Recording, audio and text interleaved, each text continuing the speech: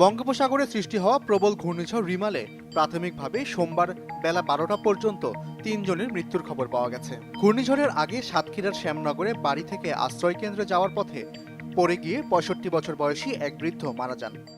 অন্যদিকে রোববার দুপুরে জোয়ারের পানিতে ভেসে গিয়ে পটুয়াখালীতে 24 বছর বয়সী আরেক যুবকের মৃত্যু হয়। বরগুনার প্রধান 3 নদীতে জোয়ারের পানি বিপদসীমার উপর দিয়ে প্রবাহিত হয়েছে। অস্বাভাবিক জোয়ারের তোড়ে বরগুনার আমতলী উপজেলার আর পাঙ্গাশিয়া ইউনিয়নের 4 নম্বর ওয়ার্ড পশরবুনিয়া গ্রামের বন্যা নিয়ন্ত্রণ বাঁধ প্রায় 600 মিটার ভেঙে পায়রা নদীতে বিলীন হয়েছে। পটুয়াখালীর কলাপাড়া উপজেলার নীলগঞ্জ ইউনিয়নের জালালপুর গ্রাম সংলগ্ন বন্যা নিয়ন্ত্রণ বাঁধের উপর থেকে পানি গড়িয়ে লোকালয়ে প্রবেশ করেছে। এতে সেখানকার 4টি গ্রাম প্লাবিত হয়েছে। কক্সবাজারে স্বাভাবিকের চেয়ে বেশি উচ্চতার জোয়ারের পানিতে